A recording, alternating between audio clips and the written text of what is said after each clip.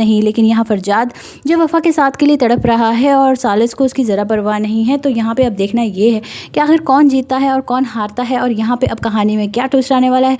मज़ीद जानने के लिए हमारे साथ रहिए। फरजाद की माँ उसे समझाती है कि अब जो हुआ उसे भूल जाओ, अब क्या सारी ज़िंदगी अपने आप को रोग लगा के बैठे रहोगे। लेकिन वो अभी भी समझने के लिए बिल्कुल भी तैयार नहीं है कि जो हुआ वो उसकी मर्ज़ी के ख़िलाफ़ हुआ। आने वाले एपिसोड यहाँ बहुत ज़्यादा एक्साइटिंग होने वाले हैं, क्योंकि यहाँ एक तरफ तो जो है वो सालिस वफ़ा को तलाक देना चाहता है, तो दूसरी तरफ फरजाद उसे अपनाना चाहता है। तो अब देखना ये है कि वो उसे तलाक देगा भी या नहीं, क्योंकि वफ़ा अब उसे तलाक नहीं लेना चाहती। वो जानती है कि उसका कोई घर नहीं बचा, कोई ठिकाना नहीं बचा।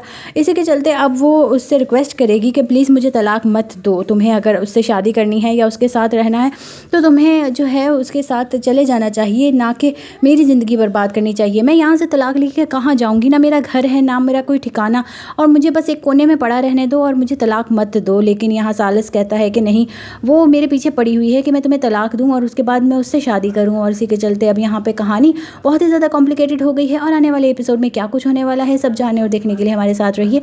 हम देंगे आपको इस ड्रामा सीरियल की मज़ीद रिव्यूज़ और बताएंगे आने वाली स्टोरी के बारे में, किस तरह से ये ड्रामा सीरियल बहुत ही ज़्यादा इंटरेस्टिंग होता जा रहा है और आपको बहुत ही ज़्यादा एंटरटेन करने वाला है, क्योंकि अब कहानी बहुत ही ज़्यादा इंटरेस्टिंग हो गई है। और मज़ीद जानने और देखने के लिए हमारे साथ रहिए। हम देंगे आपको इस ड्रामा सीरियल के मज़ीद रिव्यूज़ और बताएंगे आने वाली स्टोरी के बारे में कि अब फरजाद का क्या होगा और वफ़ा के साथ अब किस तरह की नाइंसाफ़ी होगी, क्योंकि वफ़ा ने भी अब ठान ली है कि वो अपने हक़ के लिए आवाज़ उठाएगी, क्योंकि वो उसका शौहर है, सालिस उसका शौहर है और उसके शौहर होने के नाते उसके भी कुछ हकूक़ हैं कि वो अब वफ़ा की सारी ज़रूरतें और ज़िम्मेदारियाँ पूरी करे। लेकिन उसे तो आशिकी से ही फुर्सत नहीं। लेकिन यहाँ फरजाद जो वफ़ा के साथ के लिए तड़प रहा है और सालिस को उसकी ज़रा परवाह नहीं है। तो यहाँ पे अब देखना ये है कि आखिर कौन जीतता है और कौन हारता है और यहाँ पे अब कहानी में क्या ट्विस्ट आने वाला है।